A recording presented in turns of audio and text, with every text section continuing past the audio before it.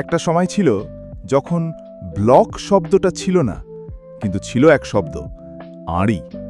শুধু একটা ছোট্ট শব্দ, কিন্তু তার ভেতর লুকিয়ে থাকতো রাগ, অভিমান, দুঃখ আর গভীর ভালোবাসা। এই আড়ি আজকের প্রজন্ম হয়তো বোঝে না, কিন্তু একসময় বাঙালির গ্রামীণ জীবনে এই শব্দের মূল্য ছিল অতল গভীর। আড়ি মানেই তুই আর আমার বন্ধু না। শিশুরা খেলছিল মাঠে, একজন একটু বেশি জোরে ধাক্কা দিল কিংবা খেলনার ভাগ না দিল, ব্যাস অন্যজন মুখ ফিরিয়ে বলল, তোর সঙ্গে আড়ি। এই বলে একজন তার ছোট আঙুলটি দিয়ে অন্যজনের ছোট আঙুলটিকে ঘষা দিয়েই তাদের কথা বলা বন্ধ। যতদিন পর্যন্ত তাদের দুজনের বৃদ্ধাঙ্গুলি এবার একসাথে ঘষা দেয়া না হবে, ততদিন পর্যন্ত চলবে এই আড়ি, মানে একে অন্যের সাথে কথা না বলা। না কোনো কাগজে লেখা হলো, না কাউকে জানাতে হলো। এই একটুকু শব্দেই বন্ধুত্বে চলল নীরব যুদ্ধ।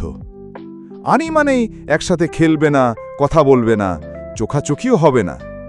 আড়ি ছিল না কোনো উচ্চস্বরে ঝগড়া, ছিল না চিৎকার, বরং ছিল চোখের ভাষা, মুখ ফিরিয়ে রাখা আর চুপচাপ বসে থাকা কোনো গাছতলায়। এ যেন এক মৌন প্রতিবাদ, তুই আমার আপন, তাই কষ্ট পাইছি তোর আচরণে। আর এই নীরবতা অনেক সময় আরও গভীর করে তুলত সেই বন্ধুত্বকে। আড়ি দেওয়া মানেই কিন্তু চিরতরে দূরে থাকা নয়, আসলে তার মধ্যেই লুকিয়ে থাকত ফিরে আসার ইচ্ছে। অভিমানটা দেখাতো, কিন্তু মনটা চাইতো ও যদি একটু কাছে এসে বলে, চল আবার খেলা শুরু করি।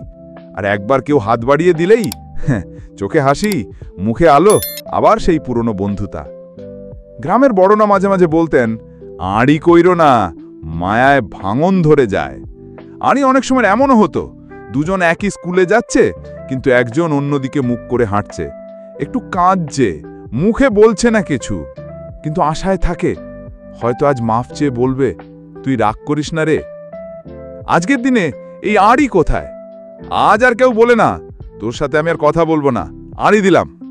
আজ ব্লক করা হয়, আনফ্রেন্ড করা হয়, রাগ পুষে রাখা হয় দীর্ঘদিন। কিন্তু সেই শৈশবের আড়ি ছিল নির্মল, এক অভিমান যেটা ভেঙে যাওয়ার অপেক্ষাতেই থাকত। আড়ি ছিল এক অদ্ভুত মিষ্টি সংস্কৃতি। খুব ছোট ছোট কারণে দিতাম, আবার একটুখানি হাসিতে সব ভুলে যেতাম। আজ হয়তো এই সংস্কৃতি নেই, তবুও যারা সেই সময়টায় বেঁচেছে তাদের মনে এখনো গেঁথে আছে, আড়ি দিয়েছিলাম, কিন্তু সে যখন কাছে এসে বলেছিল আর করব না, মনটা ভরে গিয়েছিল।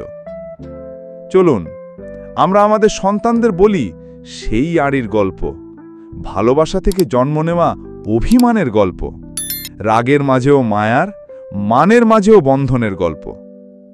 আপনি কি কখনো কাউকে আড়ি দিয়েছেন, নাকি কেউ আপনাকে দিয়েছিল?